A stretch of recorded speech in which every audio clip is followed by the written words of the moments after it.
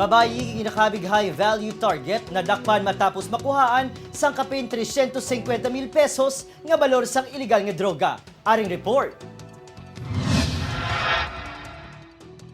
Ang ini nga tattoo ang isa sa mga palatandaan sang operatiba sang Police Station 3 agud matigayon ang operasyon batok sa isa ka high value target nga si Cheryl Delphine, 34 anyos. Lakip man sa mga nadakpan sa bypass operation ang makaupod sini nga Sanday Liza Salmingo alias Oyo kag ang 24 anyos nga si Cliff Ocana.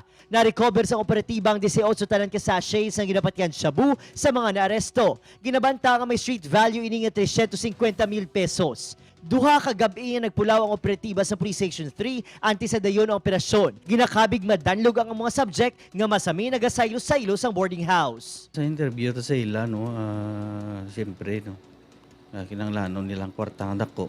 Pwede isa ang iba niya, balman niya pigado o kung may mga salaguron sila, kung maubra sila sang kadlo nga hindi nila masustain ang ila galastuhan sa pangadlaw-adlaw. So that's why ga-engage sila sa drugs.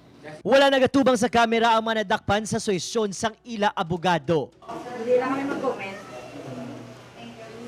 Wala umang ginadinay mo to? Hindi lang ako mag-comment No comment lang, sir. No comment. Pating himata sa mga suspect nagpaiway na nga maghatag sa ilabahin, ilabi na ang koneksyon ni Cheryl Delphine sa iligal nga droga. Ginayon yung ipaidalom sa inquest proceedings ang tatlo agun mapasakaan kaso sa paglapas ng RA 9165 ukon Comprehensive Dangerous Drugs Act. With si Reynald Castillo, Adrian Prietos. 1 Western Visayas.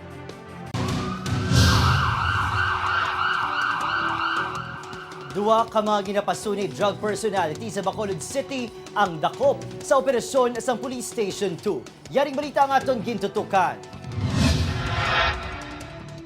Kilala nga nagahupot sang droga sa Purok Bulinaw, Barangay 1, Bacolod City ang 25 anyos si Mateo Alarcon alias Mating. Sang natigayon yung mabaklan sa iligal nga droga sa bypass operation sa Police Station 2, todogin panginwala sa arestado ang natabo nga transaksyon sa iya.